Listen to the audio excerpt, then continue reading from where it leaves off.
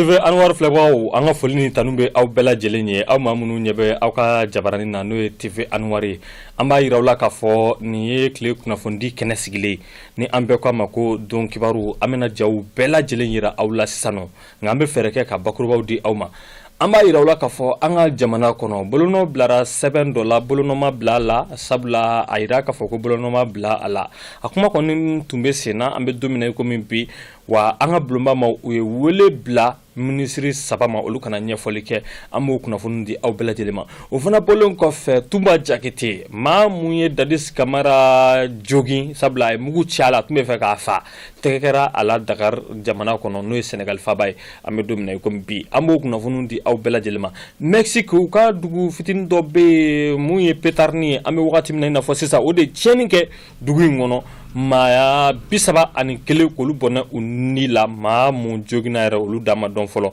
ambo kuna fonundi aw bela jelema ayo bismillah nu ya bakurbawi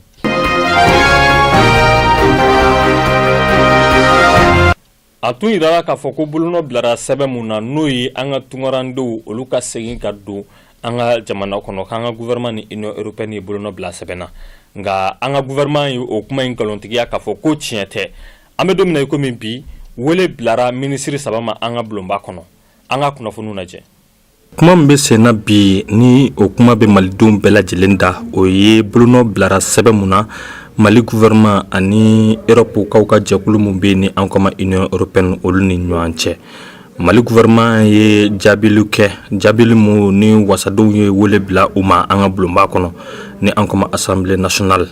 anga ministre somu nyeshindo jamana ko fakoma ani ministre somu nyeshindo ambe domine kombi tongarandon ka koma ani mambe kuma gouvernement tokola olude jabili ke kunu ula dafe blomba kono fangasina maw olu kono ko olu te kuma ta kolbu tabla bila o baraw fana sigira senka aywa ibay ka fo alsa anga blomba kono la me domine kombi anga wasade munu be fangasina maw fanfe olu kono ye sharia dota ko murbo kita ni ale anga premier ministre ale na ka gouvernement u kodo ka bo gouvernement na sabula u ya ira ka fo la hala sababe o la hala sabanu shila jelema sabati folo o de kama u ya nyini ka fo ko gouvernement ka anga fale a folo u ya ira ka fo bulno blara sebe mu na kosani na hal na soro gouvernement ira ka fo ko o kuma te chi anga tungarando ka seginga do anga jamana kono o kumara o ka o fana bolon ko fe sharia munumbe talike kala taula wa ko ame domina ko mbi u ya ira ka fo o baro fana ma sigi senga sabla kala tamun kera kosani na noyi anga meri kala tay ko ma kekanye ko bena ta ibay ka fo ame domina ko mbi u befe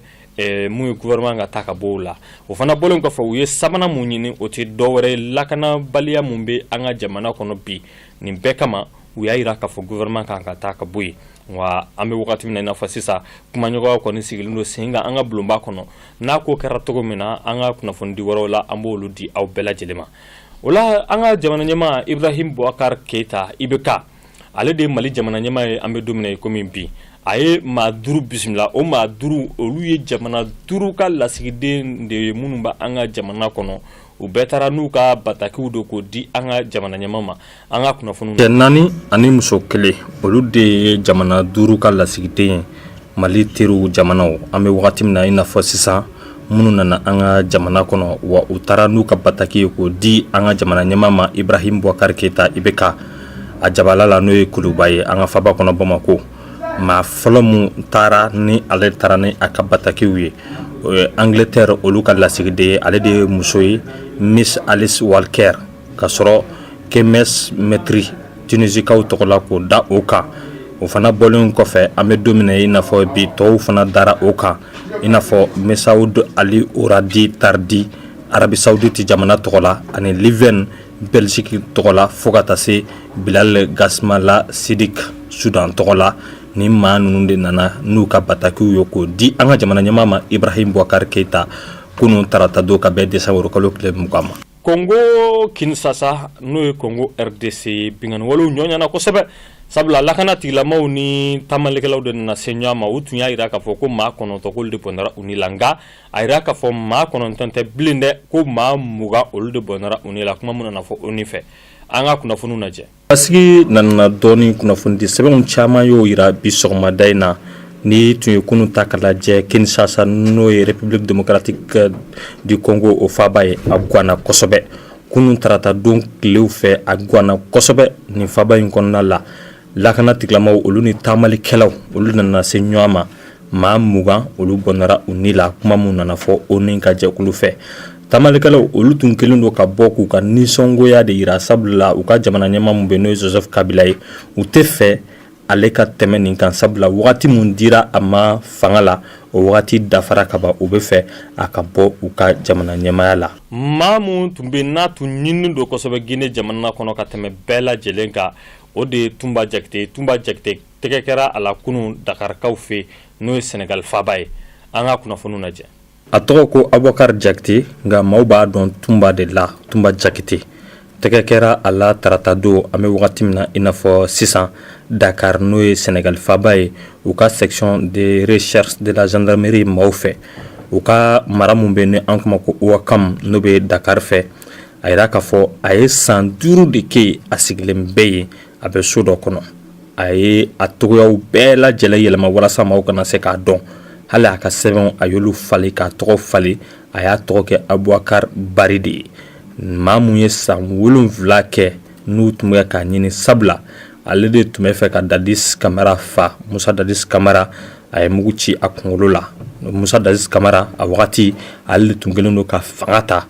sabula Lassana Conté ale tani mun kɛ a o tani mun ye Dadis Camara ale fanga ta an bɛ wagati min na i n'a fɔ sisan wagati min na gendarmew ye tɛgɛ kɛ a la a ma sɔn cogo si la ka gendarmew ka ɲininkaliw jaabi nka Senegal fo ka taa se Guinée Conakry ma olu kɔni bɛ ka sigi boloda a ka ko bɛna kɛ cogo min na an bɛ wagati min na i n'a fɔ sisan Conakry olu ka ɲɛmaaw kɔni y'a ɲini k'a fɔ u bɛ fɛ Tuma a ka na u ka jamana kɔnɔ walasa u k'a ka kiiri tigɛ an bɛ wagati min na i n'a fɔ sisan tɛnɛndon bingani wale mun nana kɛ Berlin n'o ye Allemagne faaba ye u tun ye tɛgɛ kɛ maa fɔlɔ mun na u y'o labila an bɛ don min na komi bi u bɛ ka maa kura wɛrɛw de ɲini minnu ye ni bingani wale in kɛ an ka kunnafoni lajɛ ni ɲini de daminɛlen sawo i sen b'a la o i sen t'a la o i k'i janto i yɛrɛ la sabula bingani wale mun nana kɛ Berlin n'o ye Allemagne faaba ye bingani wale in senfɛ maa 12 olu de bɔnara u ni la maa 40 bɔɲɔgɔnko olu joginna maa mun ye ni bingani wale in kɛ a ye mobili dɔ de ta an ko mun ma ko camion k'i ɲɛsin Noël sugu dɔ ma Berlin wa a kelen k'o kɛ sa a ye ni waleya jugu in kɛ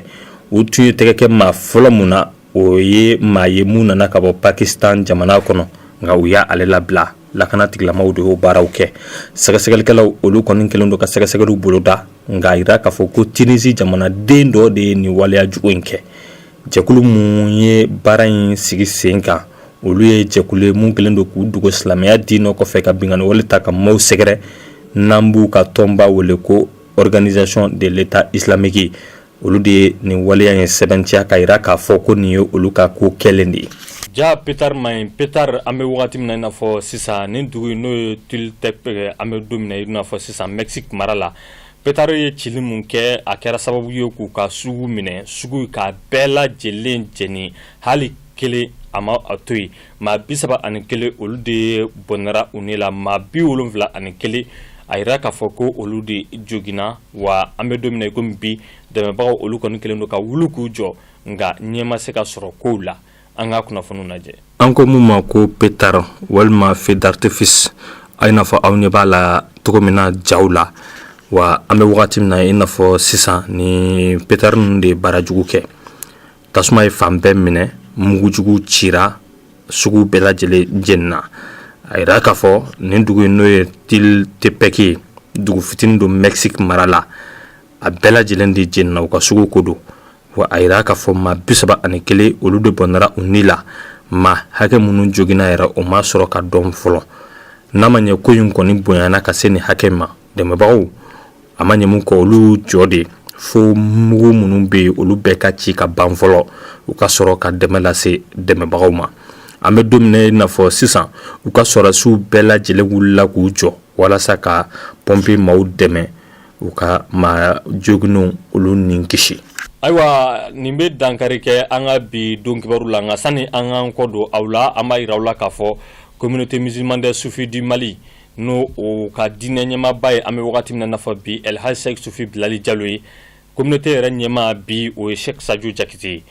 an bɛ wagati min na nafa sisan mawludu tɛmɛna ni mawludu tɛmɛna ladala ko la u bɛ ɲɛfɔli kɛ maaw ye mawludu kɛra togoya mun na k'a ɲɛfɔ musaka mun donna a da fɛ ani mun ɲɛna ani mun ma ɲɛ u b'o ɲɛfɔ jama ɲɛna a yira k'a fɔ sini n'o bɛ bɛn alamusa ma nɛgɛ kaɲa 9 n'o tɛmɛna ni sanga 30 ye wele bilalen don kunnafonidilaw ma u bɛna ɲɛfɔli kɛ kunnafonidilaw ye mawludu yɛrɛ kɛra okumu kɔnɔna la ani mawludu la an bɛ wagati min na i n'a fɔ sisan u ye jateminɛ mun kɛ u bɛn'u da don bɛɛ lajɛlen na k'o walawala o la sini alamisa don n'o bɛ bɛn nin kalo tile 22 ma Jikɔrɔni para la bɛɛ lajɛlen na ɲɔgɔn sɔrɔ yen nin de kɛra aw garijɛgɛ ye an ka foli ni tanu bɛ aw bɛɛ lajɛlen aw k'an bɛn don wɛrɛ